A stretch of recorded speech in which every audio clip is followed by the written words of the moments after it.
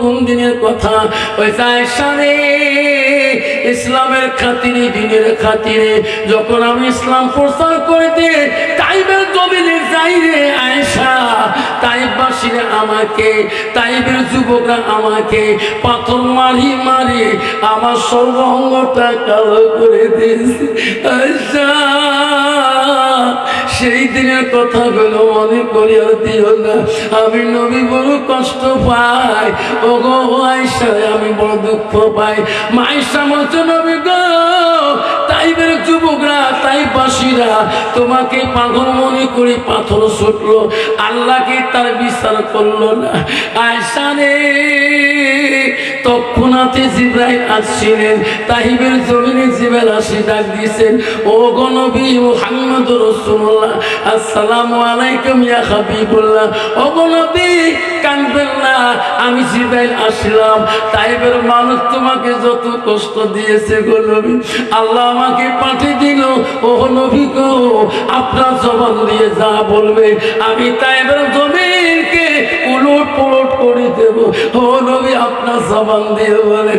আয়েশা রে, সেদিন আমি জিবরাইলকে বলছিলাম, জিবরাইল রে তুমি চলে যাও, তুমি ফিরে যাও, আমি নবী তাইববাসীকে অভিশাপ দেব না। তাইবের মানুষ আমাকে না চিনতে পারে, তাইবের যুবকরা আমাকে না চিনতে পারে। জিবরাইল, একদিন আমি নবী মারা যাবো, ও জিবরাইল তাদের বংশ থেকে আমাকে একদিন নবী করে বানিয়ে নেবে। আয়েশা, ওনারা আমাকে না চিনতে পারে, ওনাদের বংশ থেকে একদম আমাকে নবী করে বানিয়ে নেবে, আমি তাদের অভিশাপ দিই। আয়েশা বলছে, ওগো নবী, ওগো নবী তার বিনিময়ে আল্লাহর কাছে কিছু চাইলেন না। নবী বলে, আয়েশা রে, কিয়ামতের দিন কঠিন বিচারের সময় আল্লাহ যেদিন আদালত করবে, বিচার বসাইবে, পৃথিবীর সব নবীদের আদালত হবে। আমি নবী সেই দিন আল্লাহর দরবারে সিদরাতুল মুনতাহা কাবা কাউসি আমি সিজদা হতে পারি। আল্লাহ বলো, গো নবী পৃথিবীতে সব নবীর হিসাব নেব, তোমার তো কোনো হিসাব হবে না। আজকে কেন গো তুমি আমাকে সিজদা দাও?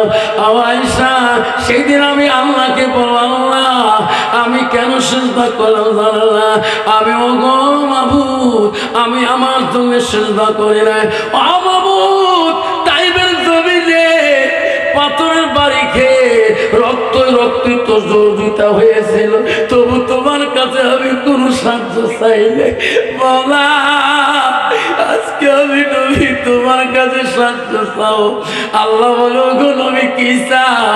ও মাওলা গো, তাইবের জমিনে পাথরের বিনিময়, একটা করে পাথরের বিনিময় আমার হাজার হাজার আমার গুনাহগার উম্মত গুলোকে তুমি মাফ করে দিবে খোদা।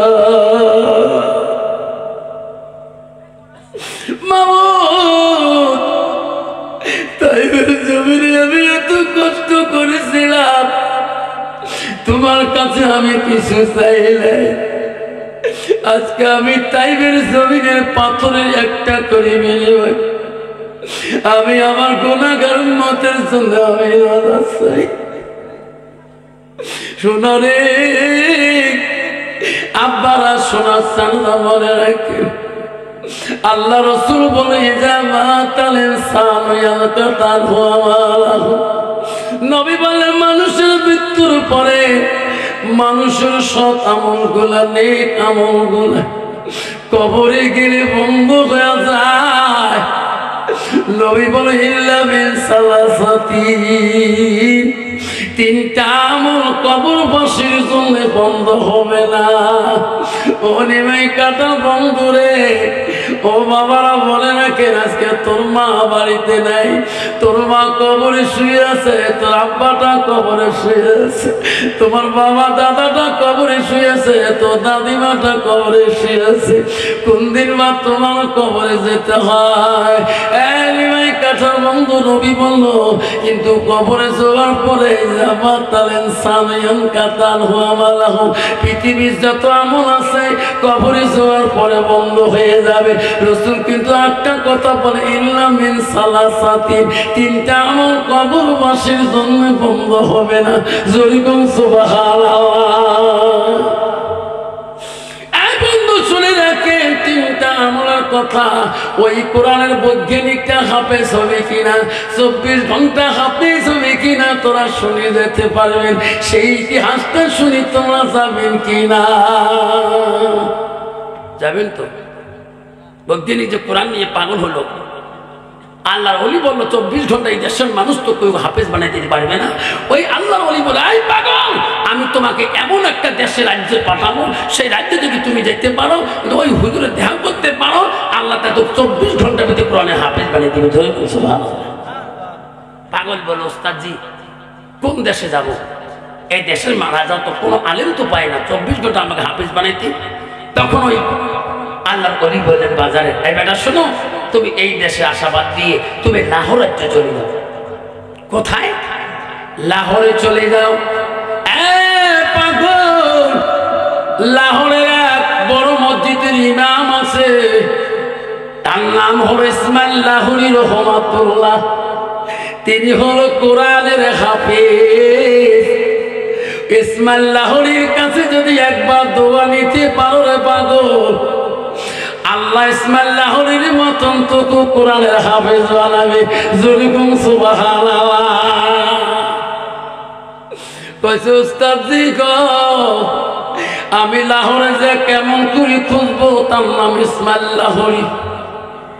পাগলকে বলো, রে পাগল, লাহোর মসজিদে তুমি যাবা, বড় মসজিদে যাই ইমামের জায়গায় দাঁড়াবে, সালাম ফিরি যখন বাকি নামাজে তার কোয়াটার রুমে পড়বে, যখন সালাম ফরজ পড়িয়ে বাইরে আসবে আর বাকি নামাজ কোয়াটারে পড়বে, সেই লোকটাকে তুমি যে একবার পান্দা করে ধরি, বলো হুজুর দোয়া করে দিবে আল্লাহ যাতে তোমার মতন আমাকে কোরআনের হাফেজ বানিয়ে দেয়। জোরে বলুন সুবহানাল্লাহ। এই বেটা তোমাকে থাপ্পড় মারতে পারে, তোমাকে থাপড়ে ফেলে দিতে পারে, কিন্তু থাপড়াইলে কিন্তু প্রতিবাদ করবে না, আল্লাহর ওলি তো কিছুই দিবে না। বেটারে যখন থাপড়াইবে, মারপিট করবে, তুমি আরো বলবো হুজুর মারো, যত মারুন মারো, আমি তোমার পা ছাড়ে দেব না, যতক্ষণ আপনি আমার জন্য দোয়া শিখা হবেন না। যদি বলে, এই বেটা পাগলা, আমি দোয়া করলে তুমি 24 ঘন্টা হাফেজ হও, এই কথাটা কারোর মুখে শুনলি তো প্রশ্ন করতে পারে। তখন বলে, রে পাগল, কইছে হুজুর আমি ওই মানুষের মুখে শুনছি, তোমার বলো ওস্তাদ অমুক বাজারে একটা হুজুর আছে জুতে সেলাই করে, তিনি বলে তোমার উস্তাদ। ওই উস্তাদের মুখে শুনি ঠিক না নিয়ে আসলাম। আমার কথা বললি রে বেটা পাগলা, তোমাকে আর কোনোদিনও ছাড়িয়ে দেবে না, তোমাকে খেতে দিবে না, আমার কথা বললে আমাকে সালাম জানাইবে। পাগলা ঠিক না মতন গেল। ওই লাহোর মসজিদের বড় ইমাম ইসমাইল লাহোরী রহমাতুল্লাহ নামাজ যখন পড়া শুরু করলেন, নামাজ পড়িয়া যখন ফরজ নামাজ পড়ি যখন আসে বেরিয়ে, এই কোরআনের পাগল দেখলো এই লোকটা হওয়া লাগে। ওই হুজুর বলে দিছে, উনি ফরজ নামাজ পড়ে বাকি নামাজে নিজের রুমে পড়ে। ইসমাইল লাহোরী যখন মসজিদ থেকে বাইরে রওনা হলেন, এই কোরআনের পাগলা যায় দৌড়ি যে ইসমাইল লাহোরীকে ধরে ফেলালেন। ওগো হুজুর, আপনার কোয়ার্টারের রুমে যাওয়ার আগে আমাকে মাফ করিয়া দেন। ওগো হুজুর দোয়া করিয়া দেন, আল্লাহ যাতে তোমার মতন আমাকে কোরআনের হাফিজ বানিয়ে দেয়। ইসমাইল লাহোরী বড় আল্লাহর ওলি গো, বলছে, পাগলা কোথায় তোর বাড়ি? তোরটা আমি চিনতে পারলাম না। তোকে কে শিখিয়ে দিচ্ছে রে বেটা? আমি দোয়া করলে আমার মতন তোমাকে হাফেজ বানিয়ে দেবে। আমাকে পথ ছাড়ি দাও, নাহলে তোমাকে ঢেকে দিয়ে যাবো। বলছে, হুজুর আমাকে যদি মারেন তবু আমি তোমার পথ ছাড়িয়ে দেবো না। যেরকম সুবহানাল্লাহ। যখন পরিচয় দেয় না তখন বললো, কে তোমাকে বলছে? তখন বলছে, হুজুর অমুক দেশে অমুক এক বাজারে একটা হুজুর আছে, উনি বলছিলেন তোমার বলে উস্তাদজি হয়, ওই উস্তাদের মুখে তোমার কাছে শুনে আসলাম। ইসমাইল লাহোরী সালাম দিয়ে বল, উস্তাদজি, ও উস্তাদজি, আমি তোমার কাছে কোরআনের হাফেজ হয়েছি। উস্তাদজি, আমার আমল সম্পর্কে আপনি ছাড়া, আমার মাবুদ ছাড়া কেউ জানে না। বেটা আমাকে ছেড়ে দাও। আমার ওস্তাদ যখন আমাকে পাঠিয়ে দিয়েছে তোমাকে আমার দরবারে, আমি তোমাকে ছাড়িয়ে দিতে পারি না, ফিরিয়ে দিতে পারি না। আমার ওস্তাদের কাছে আমি যতটুকু এলেম শিখিয়েছি, ওস্তাদের কাছে এই ফিরিয়ে দিলে ওস্তাদ আমাকে গুসা হয়ে যাবে, আমার গুসা আমার উপরে নারাজ হয়ে যাবে।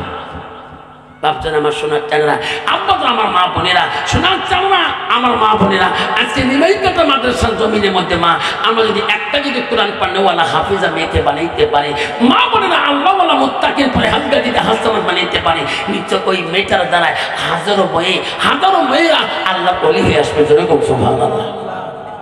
আল্লাহ নবী বলছিল পৃথিবীতে সব আমল বন্ধ হয়ে যাবে, ইল্লা মিন সালাসাতি, তিনটি আমল কবরবাসীর জন্য বন্ধ হবে না। রাসূল বলে, সাদাকাতুল জারিয়া, যারা দুনিয়ার বুকে ওই মরা বাপটার নামে, ওই মরা মাটার নামে, মরা দাদুটার নামে একটা বাপ যদি আজকে ওই সাদগা হিসেবে যদি একটা টাকা দান করে যায়, সাদগা হিসেবে দান করিয়ে যায়, আল্লাহ রাসূল ইলাহি আনতাবাহু বিহি শাইআন, যারা ইলম শিখে অপরকে শিক্ষা দান দেবে, ওই মেয়েটা যত ইলম শিখি অপরকে যে একটা কোরআন হাফেজা বানাবে, অন্য জায়গায় যে কোরআন পড়নেওয়ালা বানাবে, ওই তুমিও কোরআনে শুয়ে শুয়ে ওই কোরআন পড়া সওয়াব পাওয়া। বিজয় কোন সুবহানাল্লাহ।